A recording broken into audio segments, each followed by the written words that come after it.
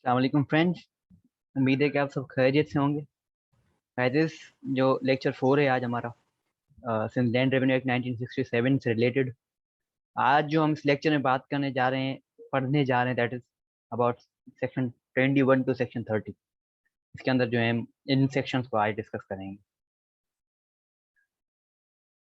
तो section number जो 21 है वो कहता है कि persons by whom appearance and applications may be made before and to revenue officers। मतलब कोई भी मसला है, दायरे एग्रीकल्चर लैंड से कंसर्न कोई मसला है, तो उसके लिए कौन बंदों को रेवेन्यू ऑफिसर्स कॉल करेगा। ठीक है, तो उन जो जिन बंदों को वो कॉल करेगा, बुलाएगा, उनके अपीयरेंस और किसी भी मामले से अगर वो सेटिस्फाइड नहीं है तो फिर एप्लीकेशन किसको दी जाएंगी, वो सब चीजें रेवेन्यू ऑफिसर्स के सामने होंगी। मतलब वो अपीयर भी रेवेन्यू ऑफिसर्स के सामने होंगे, एप्लीकेशन भी रेवेन्यू ऑफिसर्स को ही होंगी। सेक्शन को कुछ देख लेते हैं, कुछ डीप चीजें दायरे में से कंसर्न पता चलेंगी आज। appearance before a revenue officer and applications to and acts to be done before him under this act may be made or done। वो सब चीजें रेवेन्यू ऑफिसर्स के सामने मतलब अपीयरेंस होगी और एप्लीकेशन होंगी, मगर कौन करेगा वो? By the parties themselves. मतलब फॉर एग्जांपल, मैं कोई लैंड ओनर हूँ, मुझे किसी रेवेन्यू ऑफिसर ने बुलाया है तो फिर मैं खुद आऊंगा, या मेरा कोई ऑथोराइज्ड एजेंट जिसको मैं हायर करता हूँ कि भाई रेवेन्यू ऑफिसर साहब, मतलब भाई मुख्तार अख्तार है या कोई और, तो फिर क्या होगा भाई, मैं उसको कहूंगा रेवेन्यू ऑफिसर के ये मेरा ऑथोराइज एजेंट है कि अब मेरे मेरे से रिलेटेड जो भी काम कुछ भी होगा तो उसको ये बंदा देखेगा। तो इस ऑथोराइज एजेंट को भी बुलाया जा सकता है। ठीक है, या लीगल प्रैक्टिशनर, मतलब कोई वकील अगर मैंने हायर किया हुआ है, रखा हुआ है, मैं बहुत बड़ा लैंड ओनर हूँ, मेरा कोई वकील है, तो वो भी मेरी जगह पर अपीयर हो सकता है, एप्लीकेशन दर्ज कर सकता है। देखें, जब भी प्रोवाइडेड डेट आ जाए तो वहां पर जो है कुछ इंपॉर्टेंट चीज और एक्सेप्शन की बातें होती है हमेशा। तो अब क्या कहता है आगे, provided that the employment of an authorised agent और legal practitioner shall not excuse the personal attendance। मतलब देखे ना, एक्सेप्शन प्रोवाइडेड दैट, मैंने आपको बताया कि इसके अंदर एक्सेप्शन होती है, जनरल रूल की एक्सेप्शन होती है हमेशा प्रोवाइडेड दैट में। तो अब जनरल रूल क्या था कि वो बंदा खुद पर्सनली आएगा, या मतलब वो जो एजेंट के थ्रू आ सकता है, या लीगल एजेंट के थ्रू आ सकता है, मतलब खुद उसकी जगह पे कोई ऑथोराइज्ड एजेंट भी जा सकता है, अपीयर हो सकता है, या लीगल प्रैक्टिशनर हो सकता है। अब एक्सेप्शन में ये कहता है कि इस मामले के अंदर जो है वो खुद पर्सनली अटेंडेंस लाजमी है, मतलब उसी बंदे खुद को आना है वहां पर, फिर अपीयर होना है या एप्लीकेशन खुद ही को देनी है। कौन सा मामला है? Employment of an authorised agent और legal practitioner shall not excuse the personal attendance of a party to any case in which personal attendance is specially required by an order of the revenue officer। मगर उस देखिए, मतलब अगर ये कोई ऐसा मसला क्रिएट हो गया है जिसमें उस पर्सनली जो है वो अटेंडेंस लाजमी है, रेवेन्यू ऑफिसर उस बंदे खुद को रिक्वायर करता है, तो फिर उस बंदे खुद को आना होगा, ये एक्सेप्शन है। वरना अगर ऐसा कुछ मामला कोई इतना कॉम्प्लिकेटेड नहीं है, इतना सोफिस्टिकेटेड मामला नहीं है, तो फिर ऑथोराइज्ड एजेंट भी जा सकता है या लीगल प्रैक्टिशनर भी जा सकता है, या एप्लीकेशन दे सकता है, अपीयर हो सकता है, अटेंडेंस दे सकता है। अब टू में क्या कहता है, ये बहुत इंपॉर्टेंट है, इससे मुतालिक मुझे कोई भी सेक्शन नहीं मिला, बहुत मुश्किल हो रहा था इस सब सेक्शन को समझने में, मगर आपको मैं बताता हूँ ये क्या कह रहा है। रीडिंग करते हैं, the fees of a legal practitioner shall not be allowed is cost in any proceeding before a revenue officer under this act unless that officer considers for reasons to be recorded by him in writing that the fees should be allowed। अब इसको मैंने खुद बनाया हुआ है, इसको देखें थोड़ा। Here it is simply said that, इस मतलब सबसेक्शन 2 में ये सिंपल कहा गया है, if suppose someone has filed suit against me, मैं लैंड ओनर हूँ, किसी ने मेरे खिलाफ सूट को फाइल कर दिया इन रेवेन्यू कोर्ट।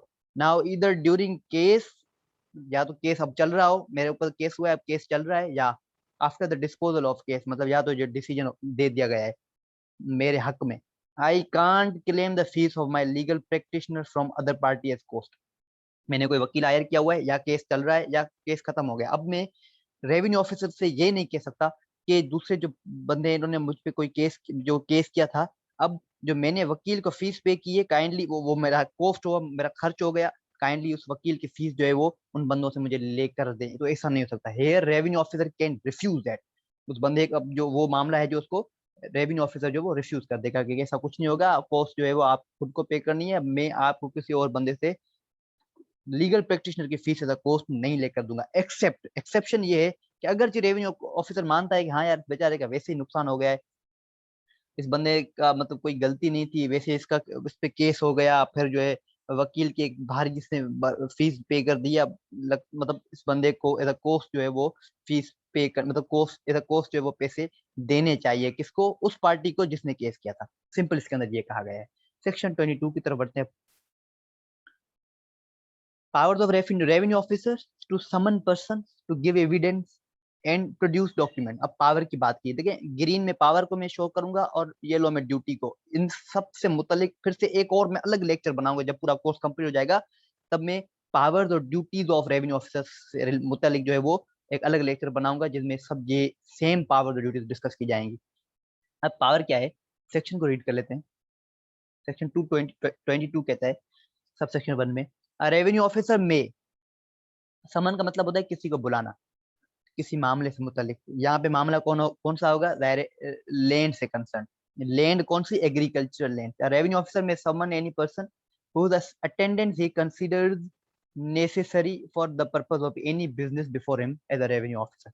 वो मानता है कि अगर किसी बंदे को जो बुलाया जाए, किसी बंदे को तो लैंड ओनर को बुलाया जाए, उसकी अटेंडेंस लाजमी है, एक मामला है उसकी जमीन से मुतालिक। ठीक है। सबसेक्शन 2 में, a person to summon shall be bound to appear at the time and place mentioned in the summon in person. Bound होगा, वो उस बंदे को आना है, क्योंकि रेवेन्यू ऑफिसर का जो है ऑर्डर जो है वो बाइंड करता है बंदे को, दूसरे बंदे को जिसको बुलाया गया है। It's a summon so allows by authorised agent और लीगल, मतलब वो बंदा खुद पर्सनली बाउंड है कि वो आए, या अगर समन में ये चीज मेंशन की गई है कि उसका ऑथोराइज्ड एजेंट भी आ सकता है या लीगल प्रैक्टिशनर आ सकता है, तो वो भी आ सकते हैं। ये चीज लाजमी है। सबसेक्शन 3 को देखते, the person attending in obedience to the summon shall be bound to state the truth upon any matter. मतलब सच बोलना है। फॉर एग्जांपल मुझे बुलाया गया है, मैं लैंड ओनर हूँ, मैं वहां पर गया, रेवेन्यू ऑफिसर ने मुझे कॉल किया। अब जब मैं वहां पर पहुंचता हूँ तो मैं जो भी कहूंगा वो ट्रूथ कहूंगा, सच कहूंगा, सच के सिवा और कुछ नहीं। Upon any matter respecting which is examined or makes statements and to produce such documents। तो सब डॉक्यूमेंट्स भी मुझे दिखाने होंगे। कौन से डॉक्यूमेंट, भाई मैं जमीन का ऑनर हूँ या नहीं, डॉक्यूमेंट दिखाना पड़ेगा। उसके अलावा म्यूटेशन के डॉक्यूमेंट, रिकॉर्ड ऑफ राइट से रिलेटेड जो जो फोटोकॉपीज वगैरह जो भी हैं, मुझे सब वो दिखानी होंगी। And other thing relating to any such matter as the revenue officer may require. जो जो रेवेन्यू ऑफिसर कहेगा वो सब चीजें। सेक्शन 23 कहता है, summons to be in writing signed and sealed. ये देन चले समन्स की कॉन्सिजेंशियल। मैं आपको बताऊं, समन जो है वो सबसे पहला ये कि वो राइटिंग में होना लाजमी है। ऐसे नहीं कि ढोल बजा दिया, कह दिया कि ये समन है आप आ जाओ, नहीं, राइटिंग में होगा।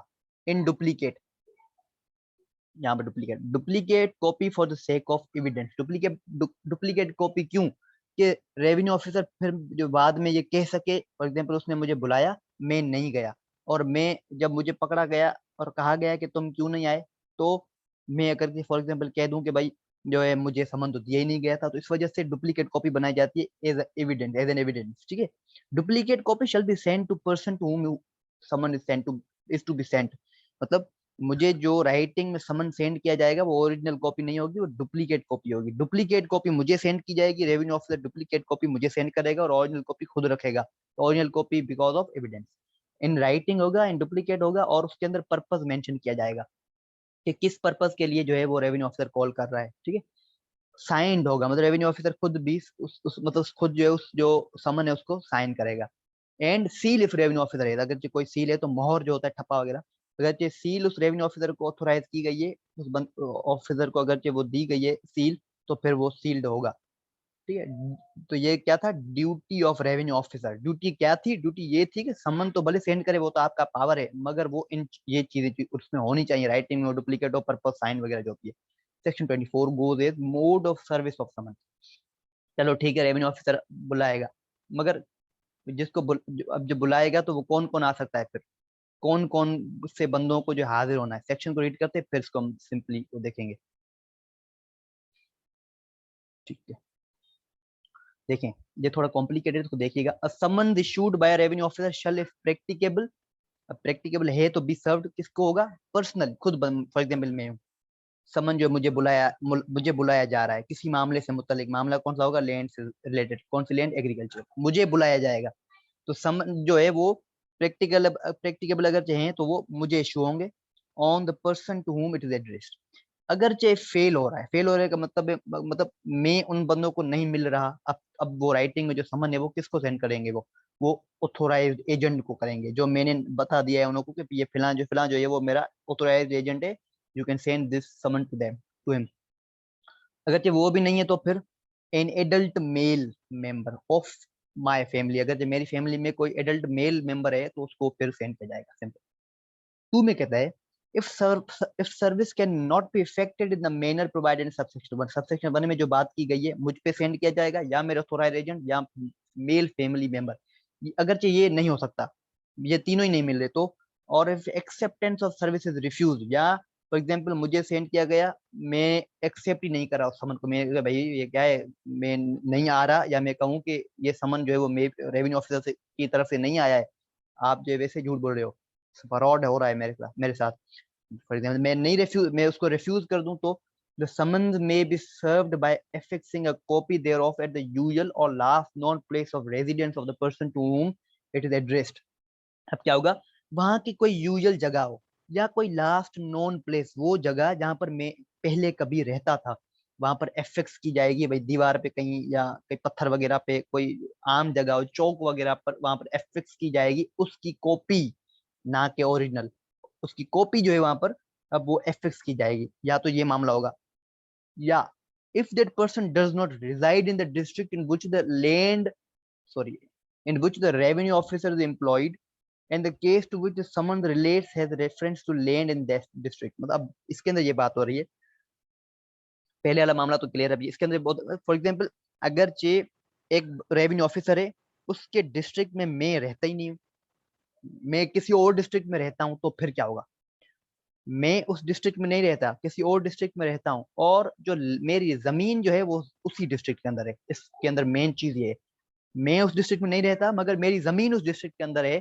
अब रेवेन्यू ऑफिसर को मसला मेरी उस जमीन से है, तो अब समन जो है वो कहाँ जाएगा, तो सबसेक्शन मतलब सब क्लॉज ए में कहा गया है, the summons may be served by sending it by post to the collector of the district in which that person है। सिंपल इसके अंदर ये बात कही गई है कि मैं उस डिस्ट्रिक्ट में नहीं रहता, तो जिस डिस्ट्रिक्ट में मैं रहता हूं, अब वो रेवेन्यू ऑफिसर वहां के कलेक्टर को वो बाय पोस्ट जो है वो सेंड कर देगा, क्या, वो जो समन है, ठीक है, बाय पोस्ट जो उस बंदे को मतलब कलेक्टर को वो सर्व करेगा। फिर वही मामला जो है वो फॉलो होगा, क्या मामला के वो कलेक्टर मुझ पे पर्सनली सेंड कर दे या किसी ऑथोराइज्ड एजेंट या मेल मेंबर को, सही है। क्लॉज बी में कहता है एफिक्सिंग ऑफ एंड, देखें कलेक्टर को तो सेंड करेंगे ही, मैं डिस्ट्रिक्ट में नहीं रहता उसमें, कलेक्टर को तो समन वैसे ही सेंड होंगे, उसके साथ affixing a copy of the summons on some conspicuous place in or near the day wherein the land is situated।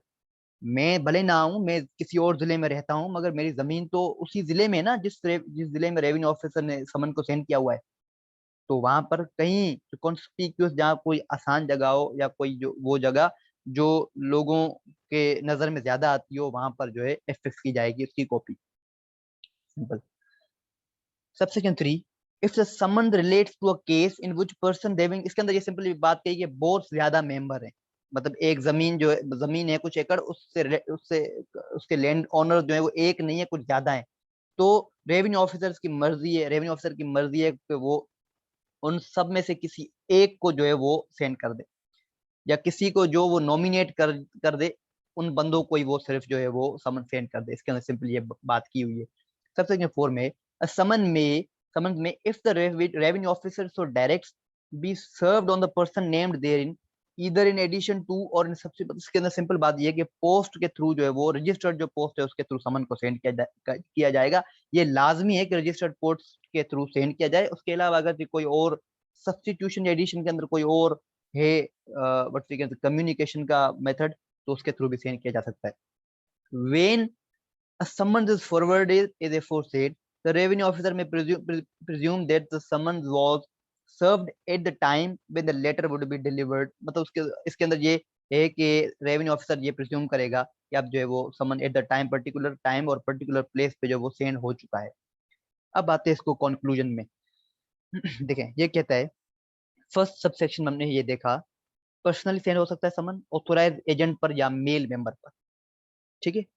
Subsection 2 में अगरचे वो नॉट इफेक्ट हो रहे अंडर सेक्शन 1, मतलब इन पे नहीं हो सकता, ये बंदे हाथ ही नहीं आ रहे, तो फिर क्या होगा, ये वो मतलब हाथ ही ना आए या उसकी एक्सेप्टेंस जो है वो रिफ्यूज हो जाए,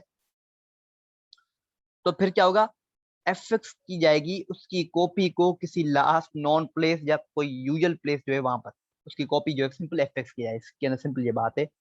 और अगर सपोज कर ऐसा मामला है जहां पर वो बंदा उस जिले में नहीं रहता जहां पर रेवेन्यू ऑफिसर ने समन को सेंड किया हुआ है, और लैंड उसी जिले में रहे, जमीन उसी जिले के अंदर है, तो फिर क्या होगा कि फिर जो वो रेवेन्यू ऑफिसर जो है वो सेंड करेगा कलेक्टर को क्या समन, किस कलेक्टर को, उस कलेक्टर को जिसके डिस्ट्रिक्ट में मैं रह रहा हूँ, मेरी जमीन तो वहां पर नहीं है मगर मैं वहां पर हूँ, तो उस कलेक्टर को सेंड किया जाएगा। और उसके साथ एंड याद रखिएगा, और उसके साथ एफिक्स की जाएगी कॉपी को, उस समन की कॉपी को कॉन्स्पिक्यूअस प्लेस पर। सबसेक्शन 3, अगर ये ज्यादा बंदे हैं तो जिसको नॉमिनेट करेगा रेवेन्यू ऑफिसर उस बंदे को सेंड कर देगा समन। फोर्थ में थ्रू रजिस्टर्ड पोस्ट करेगा। और लास्ट में प्रिजम्पशन ऑफ टाइम है, प्रिज्यूम करेगा, ये समझेगा रेवेन्यू ऑफिसर के उसको एट पर्टिकुलर टाइम जो है वो सेंड किया गया है, उसको जिस टाइम पर सेंड करना था उसी टाइम पर सेंड हो चुका है उसका, simple. Section 25, sorry section 25, mode of service of notice, order और प्रोक्लेमेशन और कॉपी दे रहा हूँ। सेक्शन 24 और 25 में डिफरेंस ये है कि 24 में समन्स की बात की हुई है और 25 में इन सबकी नोटिस, ऑर्डर, प्रोक्लेमेशन और कॉपी दे रहा हूँ। नोटिस जो है वो किसी केस के मामले में होता है, किसी भी केस हो गया हो उसको बुलाया जाए तो नोटिस सेंड किया जाता है। प्रोक्लेमेशन आगे देखेंगे हम। ऑर्डर तो दायरे किसी का फैसला कि ये फैसला हो गया, कोर्ट ने ये फैसला कर दिया, तो उस फैसले को भी तो दायरे सर्विस तो करना है, तो बंदे तक पहुंचाना तो है जिसके खिलाफ या जिसके हक में हुआ हो ऑर्डर।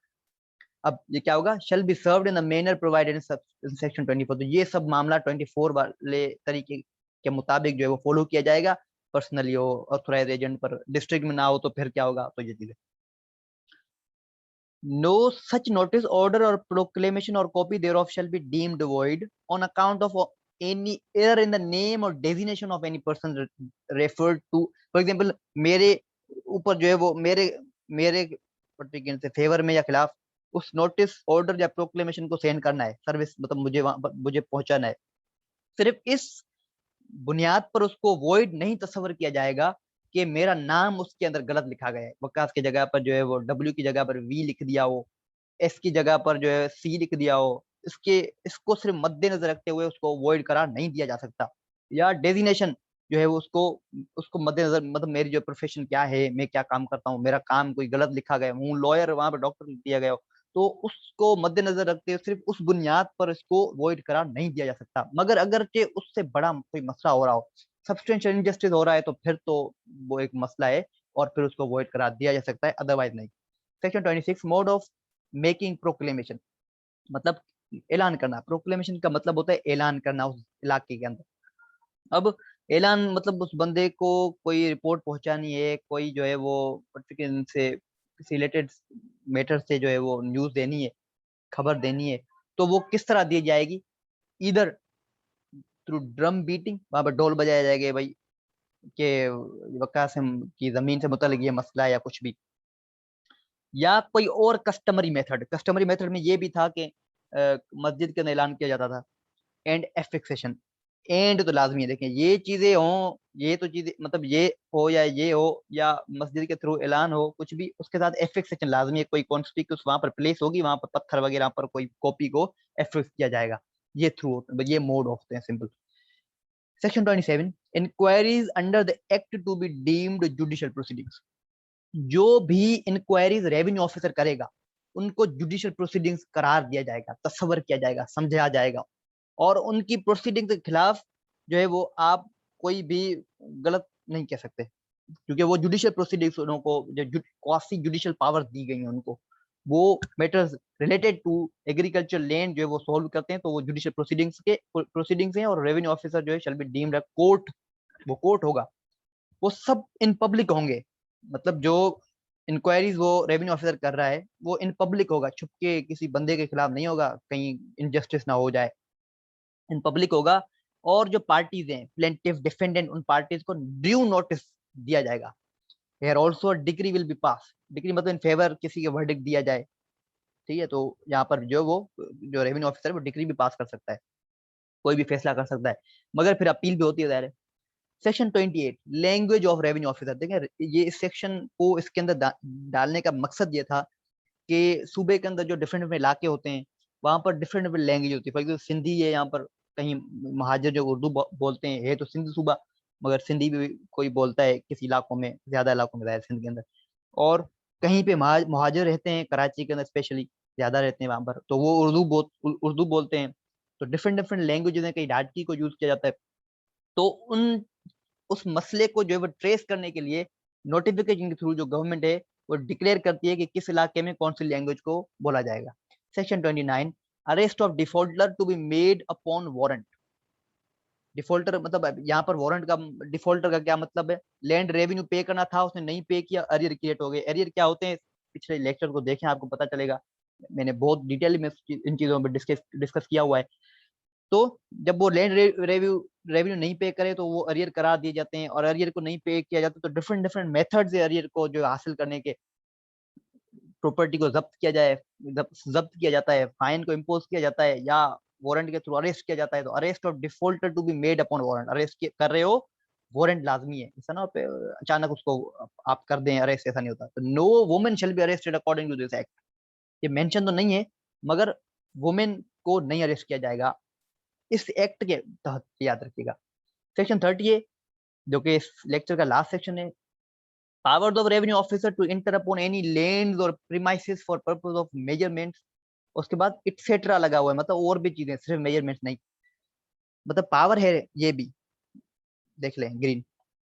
तो पावर है रेवेन्यू ऑफिसर को, ऑफिसर के पास कि वो किसी भी लैंड पर एंटर हो सकता है, किसी हदूद में एंटर हो सकता है, एग्रीकल्चर लैंड स्पेशली है यहाँ पर, रेजिडेंशियल ये भी आती है मगर स्पेशली हम एग्रीकल्चर लैंड की बात कर रहे हैं तो इस वजह से, तो उसके पास पावर है कि वो किसी लैंड जमीन पर जो है वो जा सकता है for the purpose of measurement etc. Section को रीड कर लेते हैं एक बार, सेक्शन 30।